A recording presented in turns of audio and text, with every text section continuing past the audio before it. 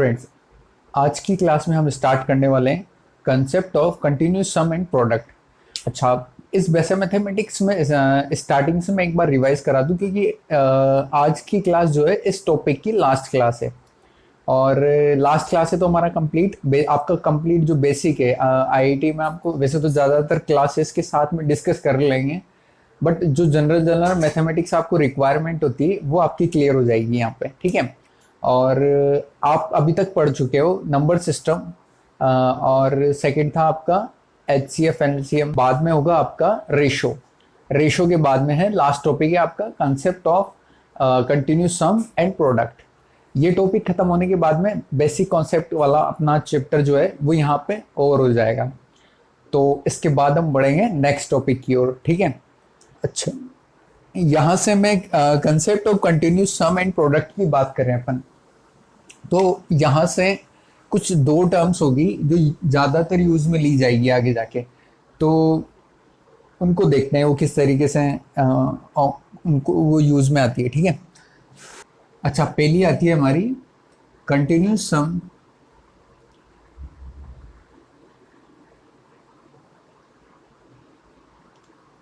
Some is represented by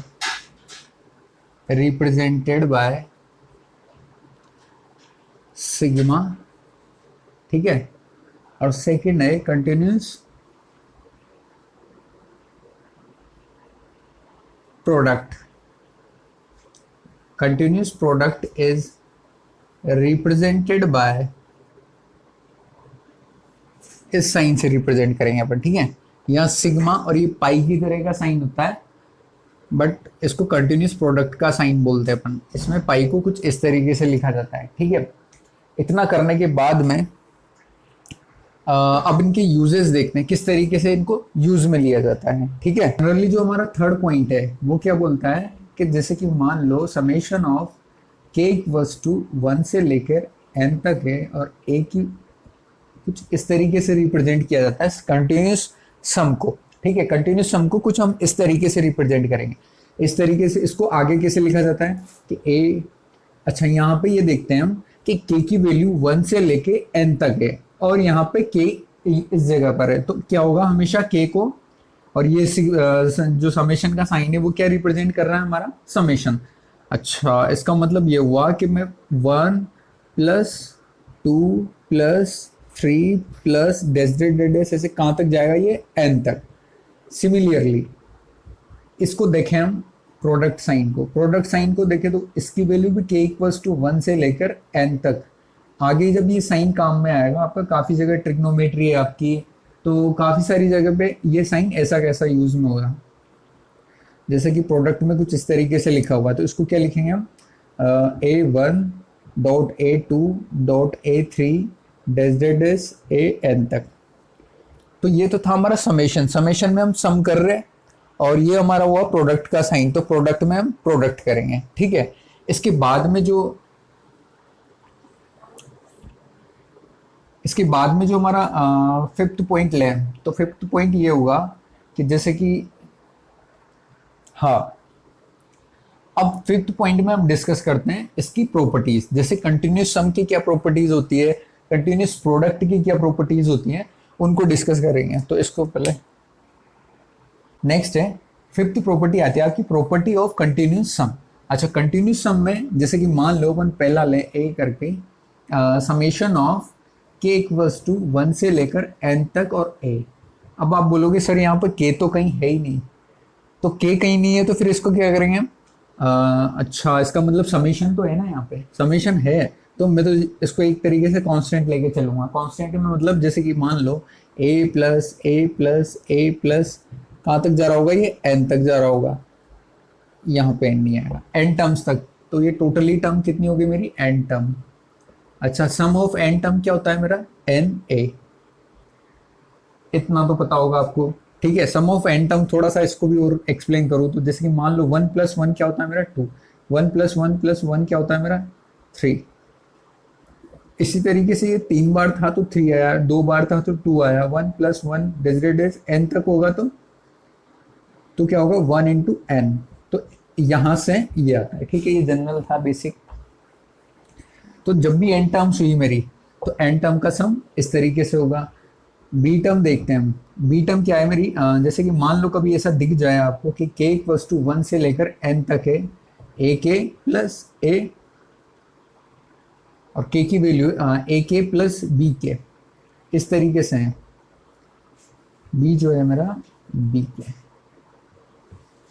कुछ इस तरीके से है, ठीक है। तो यहाँ पे देखना के की वैल्यू 1 से लेके एन तक है, इसको अपन थोड़ा सा एक्सप्लेन करके लिखें तो a1 plus b1 plus a2 plus b2 plus a3 plus b3। Similarly आगे कहाँ तक जा रहा होगा, an प्लस bn तक। अच्छा, यहाँ से मैं यदि इन टर्म्स को इकट्ठा करूँ, जैसे कि इसको, क्या ये सब आपस में प्लस में ही है, और प्लस में है तो क्या मैं इनको सम एक साथ सम कर सकते हैं हम इसको। तो क्या लिखेंगे, a1 plus a2 plus a3 dash dash dash कहाँ तक जा रहा होगा, ये an तक। सिमिलरली प्लस करें b1 plus b2 plus dash dash dash bn तक जा रहा होगा ये मेरा। अच्छा, इसको तो मैं ऐसे भी लिख सकता हूँ ना यार, समेशन ऑफ a के और k इक्वल्स टू 1 से लेकर n तक, ठीक है। सिमिलरली इस टर्म को हम लिख सकते हैं summation of B N B के और k इक्वल्स टू 1 से लेकर n तक, ठीक है। तो इस प्रॉपर्टी को generally summation of k equals to 1 से लेकर n तक a के प्लस बी के आपको दिख जाए इस तरीके से, तो उसको आप अंदर शिफ्ट कर सकते हो कुछ इस तरीके से, ठीक है। बट इसके बाद जो प्रॉपर्टी आती है हमारी, वो ये बोलती है कि इसको मैं जब ऐसे लिख सकता हूं, तो इसको कैसे लिखेंगे, summation of k equals to 1 से लेकर n तक है मेरा, ठीक है। ए के और बी के कुछ इस तरीके से लिखा हुआ है। तो इसको हम कैसे लिख सकते हैं, a1 की वैल्यू यहाँ रखेंगे तो a1 b1 plus a2 b2 plus a3 b3 plus डेड डेस an और bn तक, कुछ इस तरीके से लिख सकते हैं इसका समेशन। अच्छा, तो क्या मैं इनको अलग अलग करके लिख सकता हूँ क्या, इसको मैं ऐसे लिख सकता हूँ क्या, समेशन ऑफ a के, समेशन ऑफ b के और k की वैल्यू 1 से लेकर n, k की वैल्यू 1 से लेकर n, क्या मैं इसको ऐसे लिख सकता हूँ क्या, इसको इन टर्म्स को तोड़ के क्या कुछ ऐसे मल्टीप्लाई कर सकता हूँ क्या, वो नहीं कर सकता। बट यहाँ only it is applicable on sum property, जब भी आप सम हो रहा हो तो इसको अंदर शिफ्ट कर सकते हो, बट जब भी मल्टीप्लाई वाली टर्म आपको दिख जाए तो कभी भी उसको ऐसा शिफ्ट नहीं करेंगे अपन, ठीक है। अच्छा, ये तो वो अपना जैसे कि ए पार्ट और बी पार्ट, इसको सी बोल दो। अच्छा, डी पॉइंट देखते हैं। डी पॉइंट क्या होगा हमारा, जैसे कि मान लो कहीं लिखा हुआ है समेशन ऑफ ए के अपॉन में बी के, तो यहाँ से k की वैल्यू 1 से लेकर n तक है। तो इस केस में क्या मैं इसको ऐसा भी लिख सकता हूँ क्या, अभी क्या मैं इसको ऐसे लिख सकता हूँ क्या, a के अपॉन में समेशन ऑफ b के, k की वैल्यू 1 से लेकर n, यहाँ पे भी k की वैल्यू 1 से लेकर n तक है। तो क्या हम इस टर्म को इस तरीके से रिप्रेजेंट कर सकते हैं क्या, नहीं कर सकते। क्यों नहीं कर सकते, इसको देखो, यहाँ से देखना, इस टर्म को देखें अपन, जैसे कि समेशन ऑफ k की वैल्यू 1 से लेकर n तक a के अपॉन में b के लिखा हुआ है। इसको मैं क्या लिखूंगा, a1 अपॉन में b1 प्लस a2 अपॉन में b2 plus dead an upon में bn, ठीक है। और यहाँ पे इस टर्म को देखें हम, k इक्वल्स टू 1 से लेकर n तक,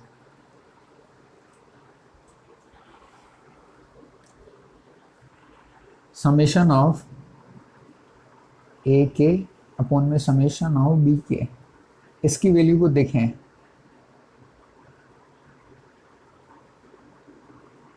इसकी वैल्यू को एक्सप्लेन करें, थोड़ा सा एक्सपेंड करें। एक्सपेंड करने पे क्या होगा कि इसका जो समेशन है वो आएगा a1 plus a2 plus an तक अपॉन में b1 प्लस b2 प्लस और bn तक, ठीक है।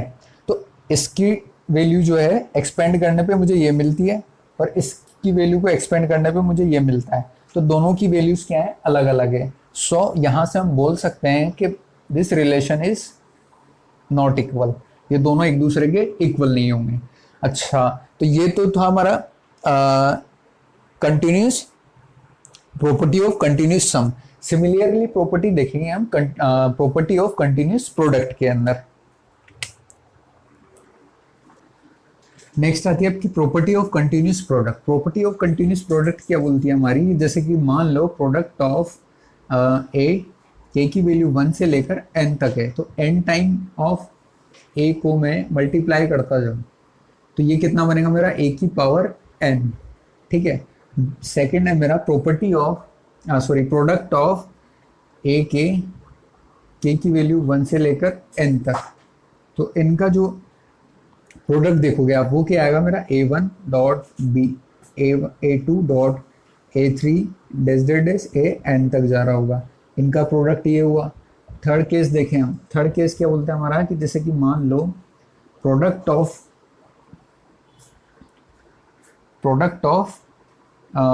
के इक्वल्स टू 1 से लेकर n तक है हमारा, और यहाँ पे है ए के प्लस बी के। तो इनका सम किस तरीके से देखेंगे हम, इसको देखेंगे कि प्रोडक्ट ऑफ के इक्वल्स टू 1 से लेकर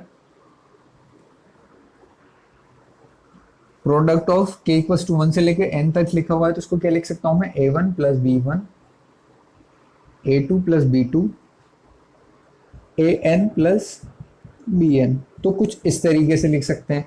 तो ये वो हमारा प्रोडक्ट की टर्म्स को जब इस तरीके का साइन किसी भी ट्रिग्नोमेट्री या किसी भी क्वेश्चन में यूज में लिया जाएगा तो उसका मतलब ये हुआ। ठीक है। यहां से देखने के बाद में हमारे नेक्स्ट जो है वो इक्वेशंस पे चले जाएंगे। हम इक्वेशंस को किस तरीके से सॉल्व, इक्वेशन वाला जो टॉपिक है वो आपका लास्ट टॉपिक है, और इसके बाद में आपका जो ये बेसिक मैथमेटिक्स है कंप्लीट हो जाएगा। ठीक है।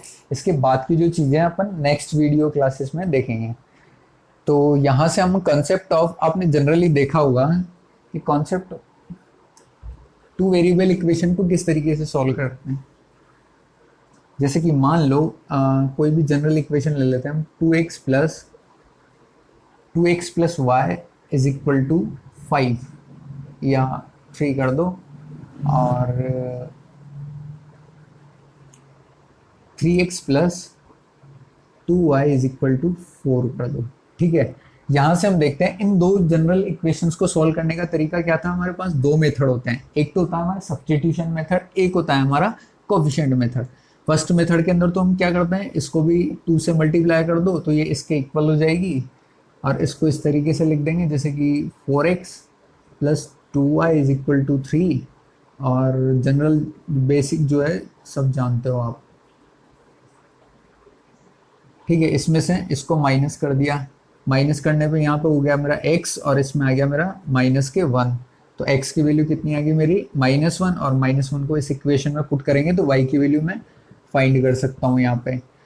सेकेंड मेथड जो होता है हमारा वो होता है सब्स्टिट्यूशन। यहाँ पे क्या करूँगा मैं, इस इक्वेशन से मैंने y की वैल्यू फाइंड कर ली, y की वैल्यू आई मेरी 3 माइनस का 2x, और इस वैल्यू को किस में सब्स्टिट्यूट किया मैंने, इस y में। यहाँ इस y में जब मैं इसको पुट करूँगा जैसे कि 3x प्लस 2 ऑफ y की वैल्यू क्या है मेरी, y माइनस का 3 माइनस में 2x इज इक्वल टू में 4 है।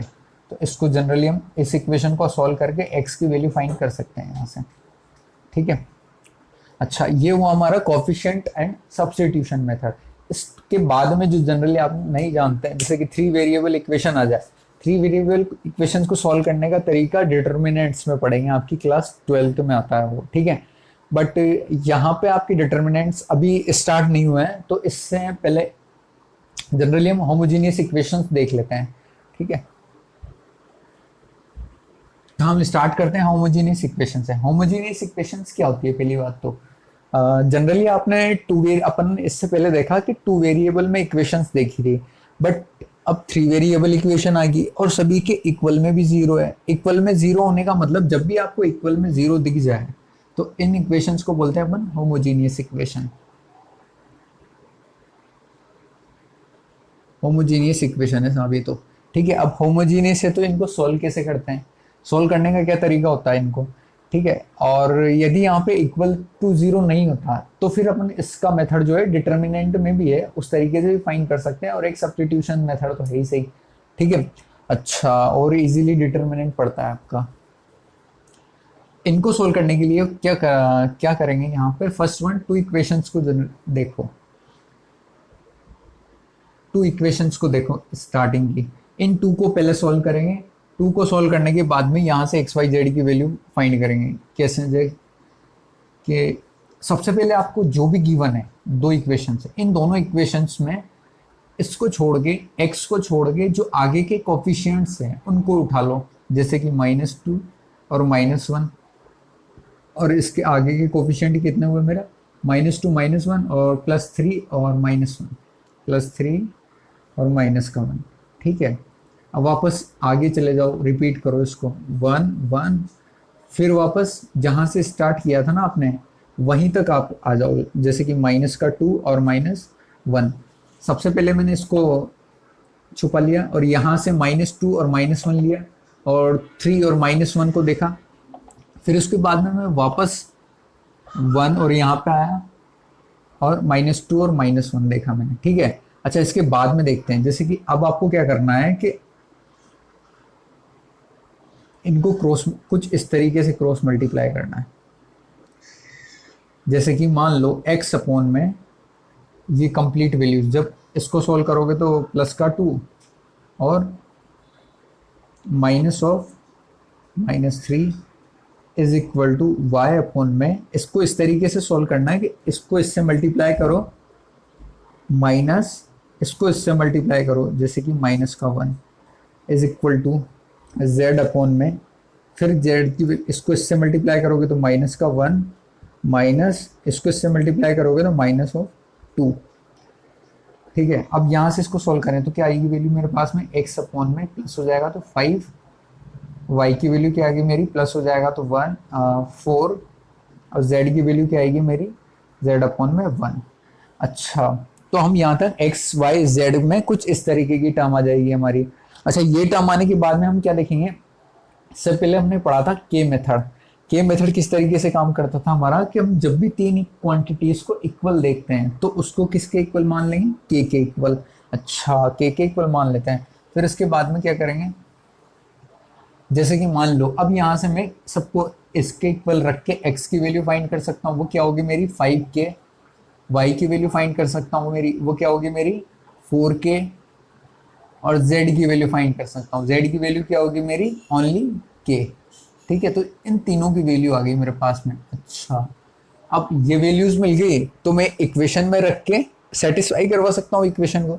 अच्छा, तो यहाँ से हम के की वैल्यूज को देख के और फिर बताएंगे कि हाँ यार इसमें एक्स वाई जेड की वैल्यू क्या क्या आएगी। अच्छा, तो इस इक्वेशन को सॉल्व करते हैं आगे। यहाँ से एक्स वाई जेड जो है हमारे, इनको वहां पे पुट कर दो, जैसे कि 2 ऑफ एक्स की वैल्यू क्या है मेरी 5k, -3 वाई की वैल्यू क्या है मेरी 4k, +2 जेड की वैल्यू क्या है मेरी only k is equal to 0। अच्छा, यहाँ से देखना ये बन गया मेरा 10k, 12k और 2k प्लस टू 0। अच्छा, यहाँ से आप देखोगे तो एक तरीके से यूं भी बोल दोगे यार ये तो 5k minus 12k minus 12k is equal to 0, cancel, लो 0 के इक्वल आ गया। तो बट यहाँ से किसी की वैल्यू निकल ही नहीं पाएगी ऐसे तो आपके पास में। अच्छा, इसको दूसरी तरीके से देखें, जैसे कि मान लो मैं इन सभी में से k को कॉमन ले लूँ तो अंदर क्या बचा मेरा 12 माइनस 12 इक्वल टू 0, इसका मतलब 0 डॉट k इक्वल्स टू 0, ठीक है। अब ये दोनों जो इक्वेशन है एक दूसरे को सेटिस्फाई तो कर रही है, लेकिन यहाँ पे k की वैल्यू क्या पॉसिबल है, क्या वैल्यू ले सकते हो आप यहाँ पे k की, भाई k की कुछ भी वैल्यू ले लो, 0 1 2 3 4 5 कुछ भी, k belongs to r, any real value, k can take any real value।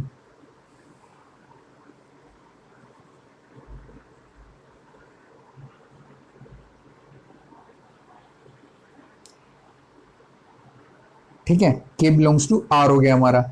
अच्छा, तो एक चीज हम यहाँ से ये भी देख सकते हैं कि के की कोई भी वैल्यू लोगे तो ऑलवेज इक्वेशन सेटिस्फाई रहेगी आपकी। कैसे? जैसे कि मान लो के की वैल्यू अपन सपोज करो, तो यहाँ से जब के की वैल्यू आप पुट करोगे तो एक्स इज इक्वल टू क्या आ गया आपका 0, वाई इज इक्वल टू क्या आया आपको 0 और जेड इक्वल्स टू क्या आ गया 0। ठीक इसी तरीके से अपन के की वैल्यू को जैसे चेंज करके देखते हैं अपन,